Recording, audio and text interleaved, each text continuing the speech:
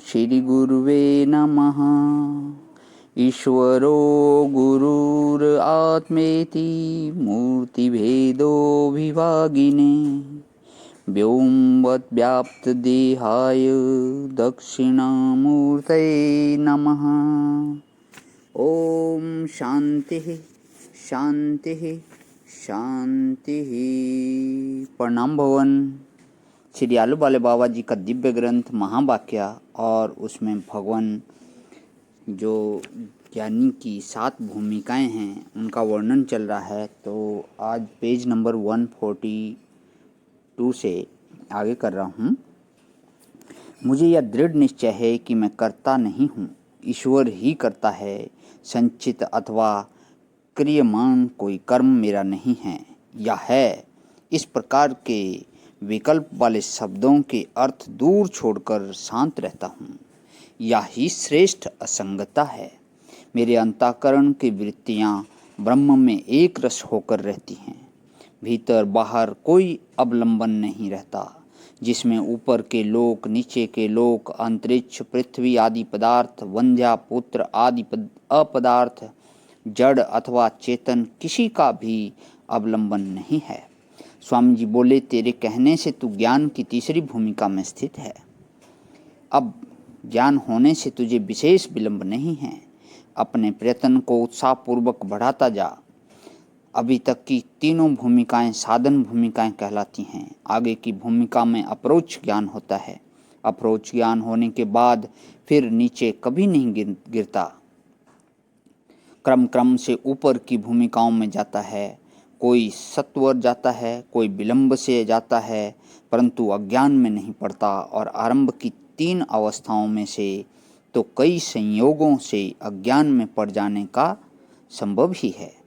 अब इस भूमि से आगे बढ़ते ही अन्य प्रकाश से रहित शांत आकाश के समान निर्मल प्रकाश अनादि अनंत जन्म रहित स्वरूप प्रकाश करेगा। ऐसी निर्विकल्प समाधि में स्थित होना श्रेष्ठ असंगता है। वह ही ज्ञान है। तेरा कल्याण हो। अब मैं जाता हूँ, यह कहकर स्वामी जी आगे चले। आगे इसकी चौथी भूमिका चलती है। भगवान आगे चलते हुए दूर पर नजर फेंकी तो सामने की जमीन सपाट थी।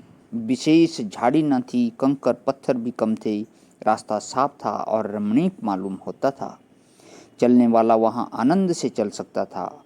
वहाँ के वायु से चित्त में प्रसन्नता आती थी। वहाँ से शहर और शहर के ऐश्वर्य का दृश्य ठीक रीति से देखने में नहीं आता था। वहाँ का शीतल और शांत वायु मन को वहाँ ही रोक रखता था।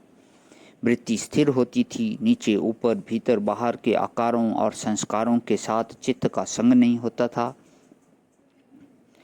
वहाँ एक मनुष्य को जाते हुए देखकर स्वामी जी ने उसके पास जाकर कहा, हे पथिक, तेरा क्या नाम है और तू किस आचार में प्रवृत्त हो रहा है?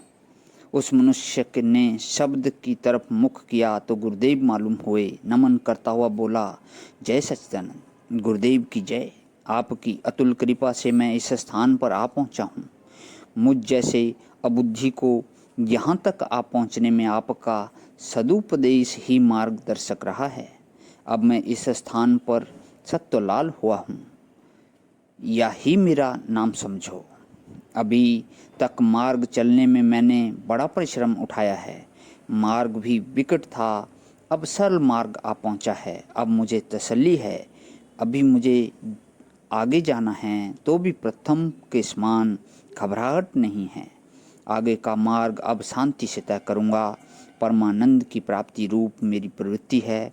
तीनों भूमिकाओं के अभ्यास से, बाहर के पदार्थों के संस्कारों का अच्छेद होने से मेरे लिए अत्यंत विरक्ता है। माया और माया के कार्य की तीनों अवस्थाओं में शुद्धि होने से सन्मात्र आत्मा के विषय त्रिपुटी का लय करके टिका हुआ हूँ। ऐसी साक्षात्कार पर्यंत मेरी स्थिति है। मैं समझता हूँ कि यह निर्विकल्प समाधि रूप मेरी अवस्था सत्वपत्ति है।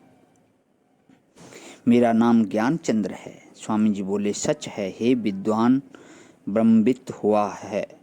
द्वैत वासना, असंभावना और विपरीत भावना दोष क्षय हुआ है। तुझे अप्रोक्ष ज्ञान का उदय हुआ है। और संपूर्ण जगत एक रस आनंद ब्रह्म दिखता होगा, द्वैत शांत हुआ है या नहीं। तो प्रणाम भगवान, इसके आगे का जो स्वामी जी प्रश्न करते हैं गुरु जी उससे, उसका उत्तर देते हैं आगे। तो इसको कर लेता हूँ। ओम शांति ही शांति ही शांति ही। प्रणाम भगवान।